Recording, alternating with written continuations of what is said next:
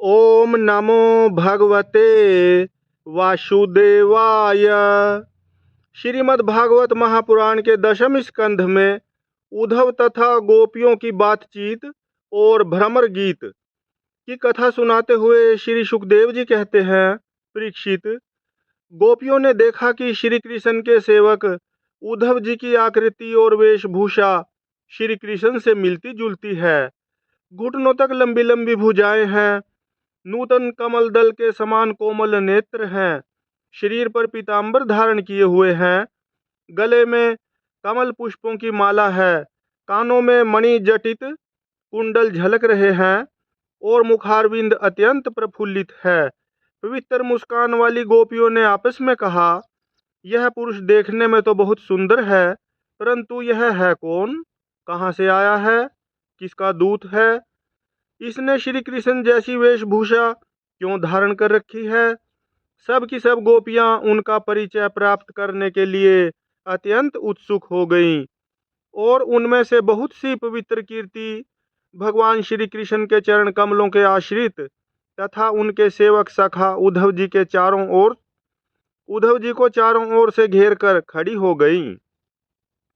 जब उन्हें मालूम हुआ कि ये तो रमा रमण भगवान श्री कृष्ण का संदेश लेकर आए हैं, तब उन्होंने विनय से झुककर सलज्ज हास्य, चितवन और मधुर वाणी आदि से उद्धव जी का अत्यंत सत्कार तथा एकांत में आसन पर बैठाकर वे उनसे इस प्रकार कहने लगीं, उद्धव जी, हम जानती हैं कि आप यदुनाथ के पार्षद हैं, उन्हीं का संदेश लेकर यहाँ पधारे हैं। आपके स्वामी ने अपने माता पिता को सुख देने के लिए आपको यहाँ भेजा है, अन्यथा हमें तो अब इस नंदगांव में गौओं के रहने की जगह में उनके स्मरण करने योग्य कोई भी वस्तु दिखाई नहीं पड़ती।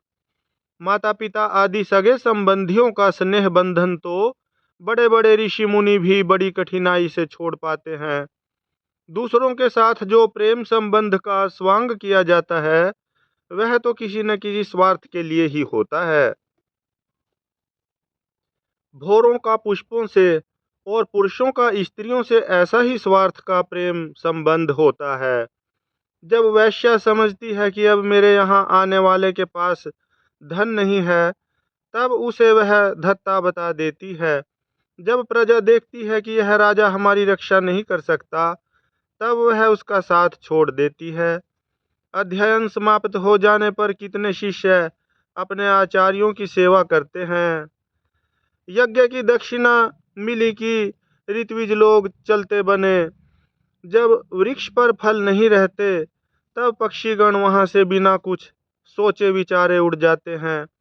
भोजन कर लेने के बाद अतिथि लोग ही गृहस्थ की ओर कब देखते हैं? वन में आग लगी कि पशु भाग खड़े हुए। चाहे स्त्री के हृदय में कितना भी अनुराग हो, जार पुरुष अपना काम बना लेने के बाद उलट कर भी तो नहीं देखता। परीक्षित, गोपियों के मन, वाणी और शरीर श्री कृष्ण में ही तल्लीन थे। जब भगवान श्री कृष्ण के दूत बनकर उद्धव जी व्रज में आए, तब वे उनसे इस प्रकार कहते कहते यह भूल ही गई कि कौन सी बात किस तरह किसके सामने कहनी चाहिए।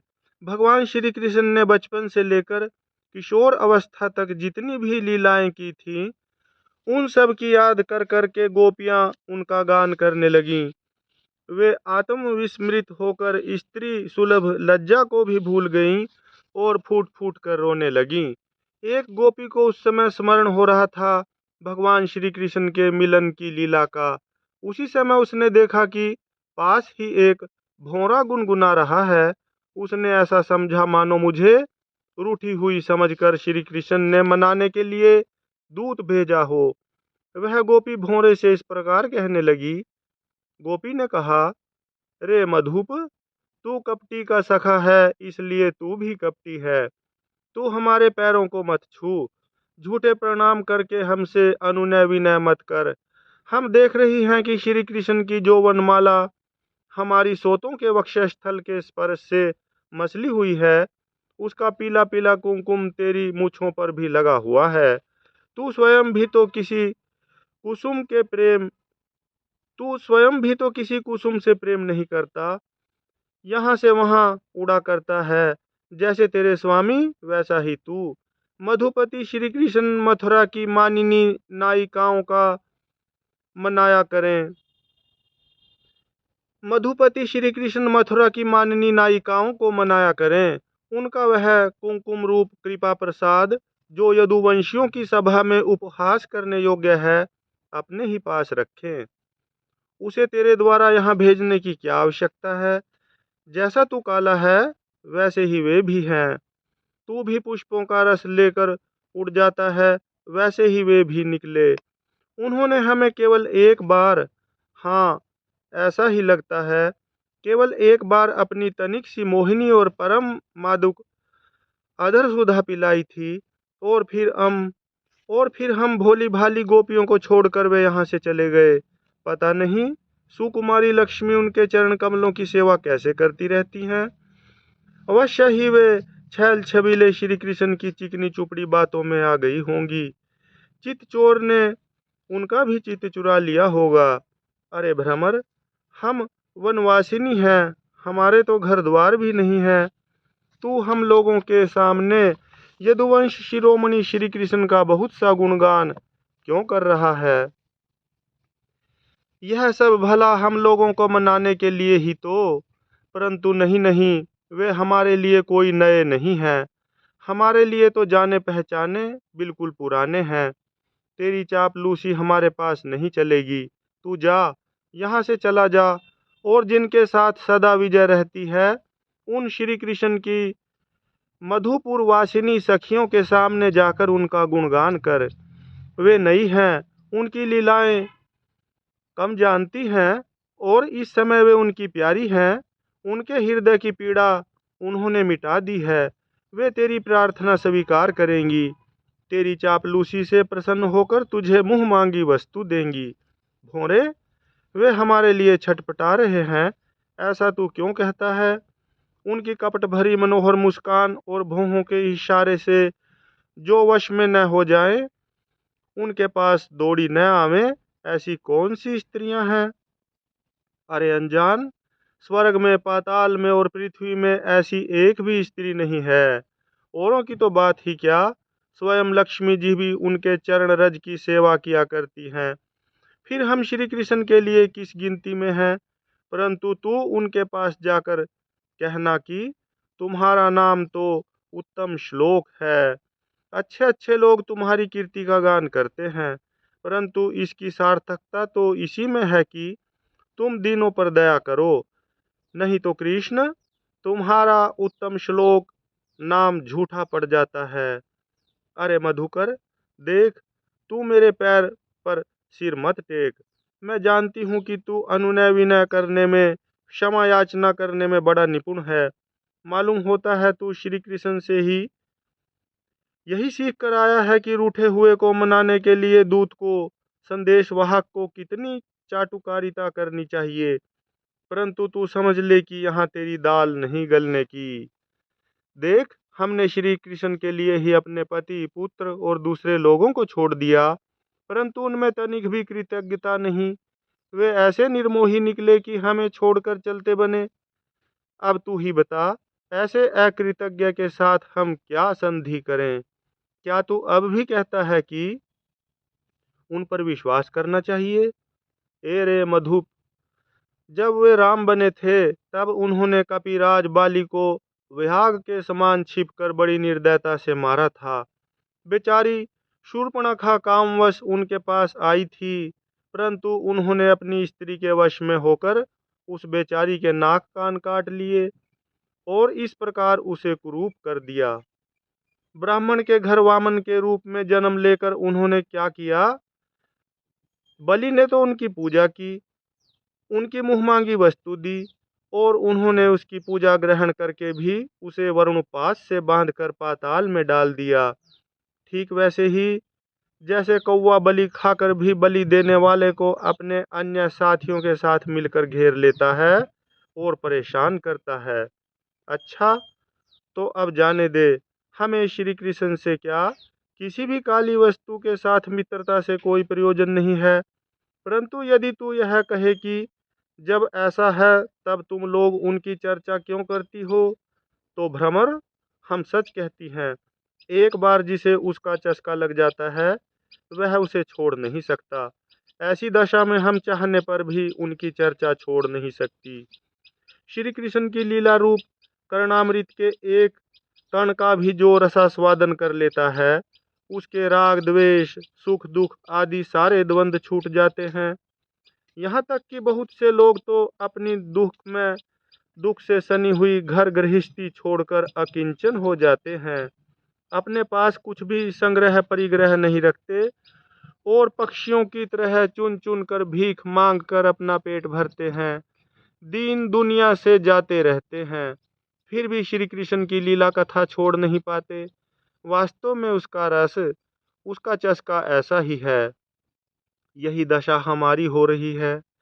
जैसे श्री कृष्ण सार मृग की पत्नी भोली भाली हरिणियां विहाग के सुमधुर गान का विश्वास कर लेती हैं और उसके जाल में फंसकर मारी जाती हैं, वैसे ही हम भोली भाली गोपियां भी उस छलिया कृष्ण की कपट भरी मीठी मीठी बातों में आकर उन्हें सत्य के समान मान बैठी और उनके नक्श परस से होने वाली काम व्याधि का बार बार अनुभव करती रहीं। इसलिए श्री कृष्ण के दूत भोरे, अब इस विषय में तू और कुछ मत कह, तुझे कहना ही हो तो कोई दूसरी बात कह। हमारे प्रियतम के प्यारे सखा, जान पड़ता है तुम एक बार उधर जाकर फिर लौट आए हो। अवश्य ही हमारे प्रियतम ने मनाने के लिए तुम्हें भेजा होगा। प्रिय भ्रमर, तुम सब प्रकार से हमारे माननीय हो, कहो तुम्हारी क्या इच्छा है, हमसे जो चाहो सो मांग लो। अच्छा, तुम सच बताओ, कहाँ, क्या क्या हमें वहां से ले चलना चाहते हो? अजी, उनके पास जाकर लौटना बड़ा कठिन है। हम तो उनके पास जा चुकी हैं, परंतु तुम हमें वहां ले जाकर करोगे क्या? प्यारे भ्रमर, उनके साथ उनके वक्षस्थल पर तो उनकी प्यारी पत्नी लक्ष्मी जी सदा रहती है ना, तब वहां हमारा निर्वाह कैसे होगा? अच्छा, हमारे प्रियतम के प्यारे दूत मधुकर, हमें यह बतलाओ कि आर्यपुत्र भगवान श्री कृष्ण गुरुकुल से लौटकर मधुपुरी में अब सुख से तो है ना? क्या वे कभी नंद बाबा, यशोदा रानी, यहाँ के घर, सगे संबंधी और ग्वाल बालों की भी याद करते हैं? और क्या हम दासियों की भी कोई बात कभी चलाते हैं? प्यारे भ्रमर, हमें यह भी बतलाओ कि कभी वे अपनी अगर के समान दिव्य सुगंध से युक्त भुजा हमारे सिरों पर रखेंगे? क्या हमारे जीवन में कभी ऐसा शुभ अवसर भी आएगा? श्री सुखदेव जी कहते हैं, परीक्षित, गोपियां भगवान श्री कृष्ण के दर्शन के लिए अत्यंत उत्सुक लालायित हो रही थीं, उनके लिए तड़प रही थीं। उनकी बातें सुनकर उद्धव जी ने उन्हें उनके प्रियतम का संदेश सुनाकर सांत्वना देते हुए इस प्रकार कहा। उद्धव जी ने कहा, अहो गोपियों, तुम कृतकृत्य हो, तुम्हारा जीवन सफल है। देवियों, तुम सारे संसार के लिए पूजनीय हो, क्योंकि तुम लोगों ने इस प्रकार भगवान श्री कृष्ण को अपना हृदय, अपना सर्वस्व समर्पित कर दिया है। दान, व्रत, तप, होम, जप, वेदाध्ययन, ध्यान, धारणा, समाधि और कल्याण के अन्य विविध साधनों के द्वारा भगवान की भक्ति प्राप्त हो, यही प्रयत्न किया जाता है। यह बड़े सौभाग्य की बात है कि तुम लोगों ने पवित्र कीर्ति भगवान श्री कृष्ण के प्रति वही सर्वोत्तम प्रेम भक्ति प्राप्त की है और उसी का आदर्श स्थापित किया है, जो बड़े बड़े ऋषि मुनियों के लिए भी अत्यंत दुर्लभ है।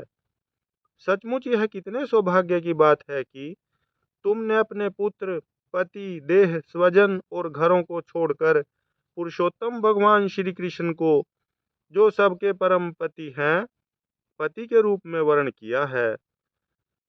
महाभाग्यवती गोपियों, भगवान श्री कृष्ण के वियोग से तुमने उन इंद्रियातीत परमात्मा के प्रति वह भाव प्राप्त कर लिया है, जो सभी वस्तुओं के रूप में उनका दर्शन कराता है।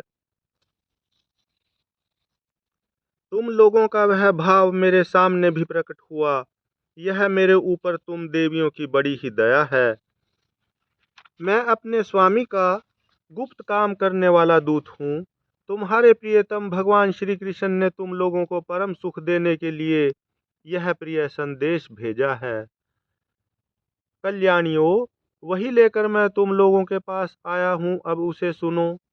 भगवान श्री कृष्ण ने कहा है, मैं सबका उपादान कारण होने से सबका आत्मा हूँ, सब में अनुगत हूँ, इसलिए मुझसे कभी भी तुम्हारा वियोग नहीं हो सकता। जैसे संसार के सभी भौतिक पदार्थों में आकाश, वायु, अग्नि, जल और पृथ्वी, ये पांचों भूत व्याप्त हैं, इन्हीं से सब वस्तुएं बनी हैं और यही उन वस्तुओं के रूप में है। वैसे ही मैं मन, प्राण, पंचभूत, इंद्रिय और उनके विषयों का आश्रय हूँ। वे मुझ में हैं, मैं उनमें हूँ, और सच पूछो तो मैं ही उनके रूप में प्रकट हो रहा हूँ। मैं ही अपनी माया के द्वारा भूत, इंद्रिय और उनके विषयों के रूप में होकर उनका आश्रय बन जाता हूँ तथा स्वयं निमित्त भी बनकर अपने आप को ही रचता हूँ, पालता हूँ और समेट लेता हूँ। आत्मा माया और माया के कार्यों से पृथक है। वह विशुद्ध ज्ञान स्वरूप, जड़ प्रकृति, अनेक जीव तथा अपने ही अवान्तर भेदों से रहित सर्वथा शुद्ध है। कोई भी गुण उसका स्पर्श नहीं कर पाते। माया की तीन वृत्तियां हैं, सुषुप्ति, स्वपन और जागृत। इनके द्वारा वही अखंड अनंत बोध स्वरूप आत्मा कभी प्राज्ञ तो कभी तेजस और कभी विश्व रूप से प्रतीत होता है। मनुष्य को चाहिए कि वह समझे कि स्वप्न में दिखने वाले पदार्थों के समान ही जागृत अवस्था में इंद्रियों के विषय भी प्रतीत हो रहे हैं। वे मिथ्या हैं, इसलिए उन विषयों का चिंतन करने वाले मन और इंद्रियों को रोक ले और मानो सोकर उठा हो। इस प्रकार जगत के स्वाप्निक विषयों को त्याग कर मेरा साक्षात्कार करे। जिस प्रकार सभी नदियां घूम फिर कर समुद्र में ही पहुंचती हैं, उसी प्रकार मनस्वी पुरुषों का वेदाभ्यास, योग साधन, आत्मानात्म विवेक, त्याग, तपस्या, इंद्रिय संयम और सत्य आदि समस्त धर्म मेरी प्राप्ति में ही समाप्त होते हैं। सबका सच्चा फल है मेरा साक्षात्कार, क्योंकि वे सब मन को निरुद्ध करके मेरे पास पहुंचाते हैं। गोपियों, इसमें संदेह नहीं कि मैं तुम्हारे नयनों का ध्रुव तारा हूँ, तुम्हारा जीवन सर्वस्व हूँ, किंतु मैं जो तुमसे इतना दूर रहता हूँ उसका कारण है वह यही कि तुम निरंतर मेरा ध्यान कर सको।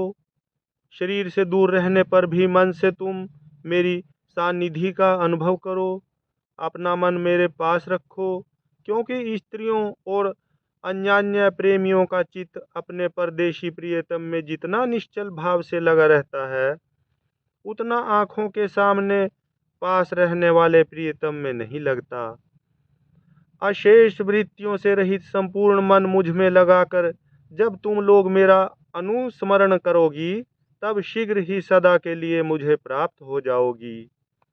कल्याणियों, जिस समय मैंने वृंदावन में शारदीय पूर्णिमा की रात्रि में रास क्रीड़ा की थी, उस समय जो गोपियां स्वजनों के रोक लेने से व्रज में ही रह गई, मेरे साथ रास विहार में सम्मिलित न हो सकीं, वे मेरी लीलाओं का स्मरण करने से ही मुझे प्राप्त हो गई थीं।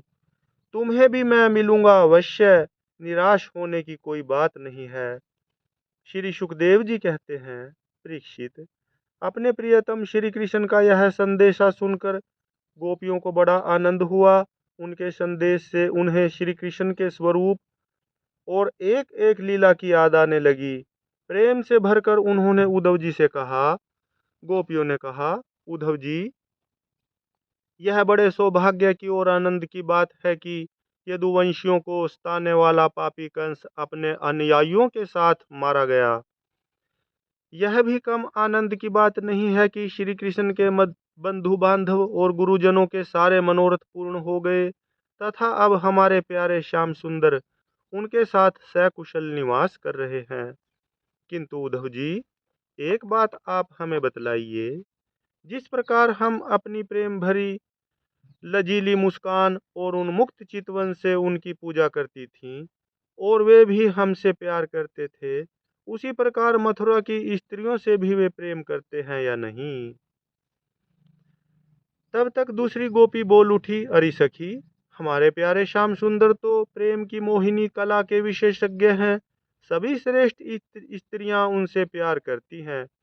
फिर भला जब नगर की स्त्रियां उनसे मीठी मीठी बातें करेंगी और हाव भाव से उनकी ओर देखेंगी, तब वे उन पर क्यों न रीझेंगे? दूसरी गोपियां बोली, साधो, आप यह तो बतलाइए कि जब कभी नागरी नारियों की मंडली में कोई बात चलती है और हमारे प्यारे स्वच्छंद रूप से बिना किसी संकोच के जब प्रेम की बातें करने लगते हैं, तब क्या कभी प्रसंगवश हम गंवार ग्वालिनों की भी याद करते हैं? कुछ गोपियों ने कहा, उद्धव जी, क्या कभी श्री कृष्ण उन रात्रियों का स्मरण करते हैं जब कुमुदिनी तथा कुंद के पुष्प खिले हुए थे, चारों ओर चांदनी छिटक रही थी और वृंदावन अत्यंत रमणीय हो रहा था? उन रात्रियों में ही उन्होंने रास मंडल बनाकर हम लोगों के साथ नृत्य किया था। कितनी सुंदर थी वह रासलीला। उस समय हम लोगों के पैरों के नुपुर रुनझुन बज रहे थे। हम सब सखियां उन्हीं की सुंदर सुंदर लीलाओं का गान कर रही थीं और वे हमारे साथ नाना प्रकार के विहार कर रहे थे। कुछ गोपियां बोल उठीं, उद्धव जी, हम सब तो उन्हीं के विरह की आग से जल रही हैं। देवराज इंद्र जैसे जल बरसाकर वन को हरा भरा कर देते हैं, उसी प्रकार क्या कभी श्री कृष्ण भी अपने कर स्पर्श आदि से हमें जीवन दान देने के लिए यहाँ आवेंगे? तब तक एक गोपी ने कहा, अरे सखी, अब तो उन्होंने शत्रुओं को मारकर राज्य पा लिया है। जिसे देखो वही उनका सुहृद बना फिरता है। अब वे बड़े बड़े नरपतियों की कुमारियों से विवाह करेंगे, उनके साथ आनंद पूर्वक रहेंगे। यहाँ हम ग्वारिनों के पास क्यों आएंगे? दूसरी गोपी ने कहा, नहीं सखी, महात्मा श्री कृष्ण तो स्वयं लक्ष्मीपति हैं। उनकी सारी कामनाएं पूर्ण ही हैं। वे कृतकृत्य हैं। हम वनवासिनी ग्वालिनों अथवा दूसरी राजकुमारियों से उनका कोई प्रयोजन नहीं। लोगों के बिना उनका कौन सा काम अटक रहा है? देखो, वैश्या होने पर भी पिंगला ने क्या ही ठीक कहा है, संसार में किसी की आशा न रखना ही सबसे बड़ा सुख है। यह बात हम जानती हैं, फिर भी हम भगवान श्री कृष्ण के लौटने की आशा छोड़ने में असमर्थ हैं। उनके शुभागमन की आशा ही तो हमारा जीवन है। हमारे प्यारे श्याम सुंदर ने, जिनकी कीर्ति का गान बड़े बड़े महात्मा करते रहते हैं, हमसे एकांत में जो मीठी मीठी प्रेम की बातें की हैं, उन्हें छोड़ने का भुलाने का उत्साह भी हम कैसे कर सकती हैं? देखो तो, उनकी इच्छा न होने पर भी स्वयं लक्ष्मी जी उनके चरणों से लिपटी रहती हैं। एक क्षण के लिए भी उनका अंग संग छोड़कर कहीं नहीं जाती। उद्धव जी, यह वही नदी है जिसमें वे विहार करते थे। यह वही पर्वत है जिसके शिखर पर चढ़कर वे बांसुरी बजाते थे। ये वे ही वन हैं जिनमें वे रात्रि के समय रासलीला करते थे। और ये वे ही गौएं हैं जिनको चराने के लिए वे सुबह शाम हम लोगों को देखते हुए आते जाते थे। और यह ठीक वैसी ही वंशी की तान हमारे कानों में गूंजती रहती है जैसे वे अपने अधरों के संयोग से छेड़ा करते थे। बलराम जी के साथ श्री कृष्ण ने इन सभी का सेवन किया है। वहाँ यहाँ का एक एक प्रदेश, एक एक धूलिकण उनके परम सुंदर चरण कमलों से चिन्हित है। इन्हें जब जब हम देखती हैं, सुनती हैं, दिन भर यही तो करती रहती हैं। तब तब वे हमारे प्यारे श्याम सुंदर नंद नंदन को हमारे नेत्रों के सामने लाकर रख देते हैं। उद्धव जी, हम किसी भी प्रकार मरकर भी उन्हें भूल नहीं सकती। उनकी वह हंस की सी सुंदर चाल, उन्मुक्त हास्य, विलासपूर्ण चितवन और मधुमयी वाणी, आह, उन सब ने हमारा चित्त चुरा लिया है। हमारा मन हमारे वश में नहीं है। अब हम उन्हें भूलें तो किस तरह? हमारे प्यारे श्री कृष्ण, तुम ही हमारे जीवन के स्वामी हो, सर्वस्व हो। प्यारे, तुम लक्ष्मीनाथ हो तो क्या हुआ, हमारे लिए तो ब्रजनाथ ही हो। हम ब्रज गोपियों के एकमात्र तुम ही सच्चे स्वामी हो। श्याम सुंदर, तुमने बार बार हमारी व्यथा मिटाई है, हमारे संकट काटे हैं। गोविंद, तुम गौओं से बहुत प्रेम करते हो, क्या हम गौएं नहीं हैं? तुम्हारा यह सारा गोकुल जिसमें ग्वाल बाल, माता पिता, गौएं और हम गोपियां सब कोई हैं, दुख के अपार सागर में डूब रहा है। तुम इसे बचाओ, आओ हमारी रक्षा करो। श्री सुखदेव जी कहते हैं, प्रिय परीक्षित, भगवान श्री कृष्ण का प्रिय संदेश सुनकर गोपियों के विरह की व्यथा शांत हो गई थी। वे इंद्रियातीत भगवान श्री कृष्ण को अपने आत्मा के रूप में सर्वत्र स्थित समझ चुकी थीं। अब वे बड़े प्रेम और आदर से उद्धव जी का सत्कार करने लगीं।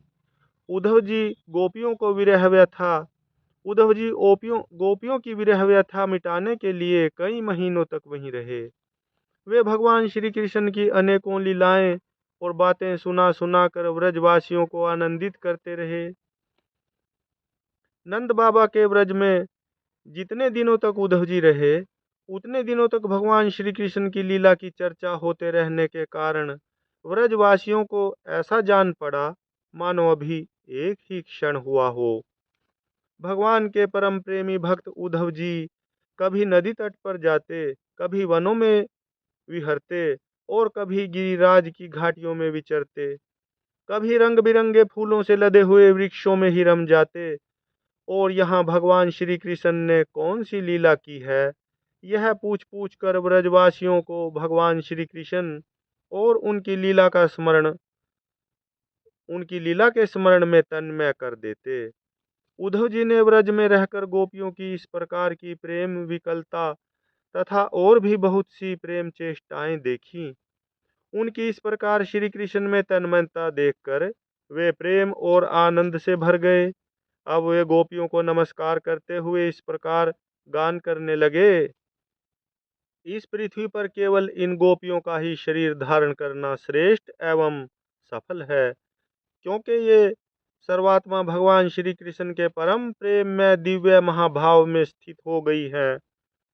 प्रेम की यह ऊंची से ऊंची स्थिति संसार के भय से भीत मुमुक्षु जनों के लिए ही नहीं, अपितु बड़े बड़े मुनियों, मुक्त पुरुषों तथा हम भक्त जनों के लिए भी अभिवांछनीय ही है।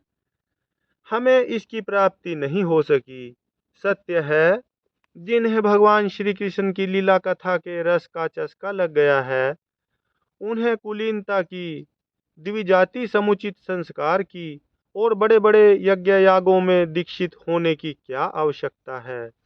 अथवा यदि भगवान की कथा का रस नहीं मिला, उसमें रुचि नहीं हुई, तो अनेक महाकल्पों तक बार बार ब्रह्मा होने से ही क्या लाभ। कहाँ ये वंचरी कहाँ ये वंचरी आचार ज्ञान और जाति से हीन गांव की ग्वार ग्वालिने, और कहाँ सच्चिदानंद धन भगवान श्री कृष्ण में यह अनन्य परम प्रेम। अहो, धन्य है, धन्य है। इससे सिद्ध होता है कि यदि कोई भगवान के स्वरूप और रहस्य को न जानकर भी उनसे प्रेम करे, उनका भजन करे, तो वे स्वयं अपनी शक्ति से, अपनी कृपा से उसका परम कल्याण कर देते हैं। ठीक वैसे ही जैसे कोई अनजान में भी अमृत पी ले, तो वह अपनी वस्तु शक्ति से ही पीने वाले को अमर बना देता है। भगवान श्री कृष्ण ने रासोत्सव के समय इन व्रजांगनाओं के गले में बांह डाल डाल कर इनके मनोरथ पूर्ण किए। इन्हें भगवान ने जिस कृपा प्रसाद का वितरण किया, इन्हें जैसा प्रेम दान किया, वैसा भगवान की परम प्रेमवती नित्य संगनी वक्षस्थल पर विराजमान लक्ष्मी जी को भी नहीं प्राप्त हुआ। कमल की सी सुगंध और कांति से युक्त देवांगनाओं को भी नहीं मिला। फिर दूसरी स्त्रियों की तो बात ही क्या करें। मेरे लिए तो सबसे अच्छी बात यही होगी कि मैं इस वृंदावन धाम में कोई झाड़ी, लता अथवा औषधि जड़ी बूटी ही बन जाऊं। आहा! यदि मैं ऐसा बन जाऊंगा तो मुझे इन व्रजांगनाओं की चरण धूलि निरंतर सेवन करने के लिए मिलती रहेगी। इनकी चरण रज में स्नान करके मैं धन्य हो जाऊंगा। धन्य है ये गोपियां, देखो तो सही, जिनको छोड़ना अत्यंत कठिन है। उन स्वजन संबंधियों तथा लोक वेद की आर्य मर्यादा का परित्याग करके इन्होंने भगवान की पदवी, उनके साथ तन्मयता, उनका परम प्रेम प्राप्त कर लिया है। औरों की तो बात ही क्या, भगवत वाणी, उनकी निश्वास रूप समस्त श्रुतियां, उपनिषदें भी अब तक भगवान के परम प्रेम में स्वरूप को ढूंढती ही रहती हैं, प्राप्त नहीं कर पाती।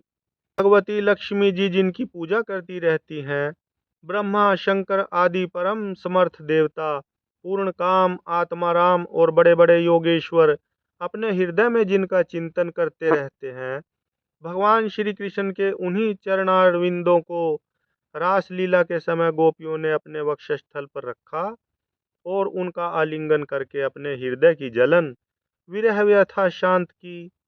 नंद बाबा के व्रज में रहने वाली गोपांगनाओं की चरण धूलि को मैं बारंबार प्रणाम करता हूँ, उसे सिर पर चढ़ाता हूँ।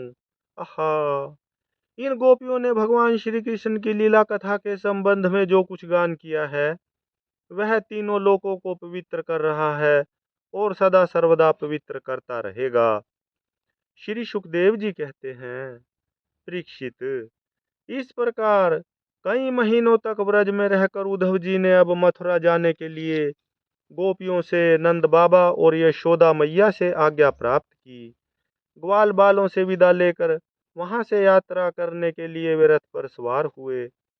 जब उनका रथ ब्रज से बाहर निकला, तब नंद बाबा आदि गोपगण बहुत सी भेंट की सामग्री लेकर उनके पास आए और आंखों में आंसू भरकर उन्होंने बड़े प्रेम से कहा, उद्धव जी, अब हम यही चाहते हैं कि हमारे मन की एक एक वृत्ति, एक एक संकल्प श्री कृष्ण के चरण कमलों के की आश्रित रहे, उन्हीं की सेवा के लिए उठे और उन्हीं में लगी भी रहे।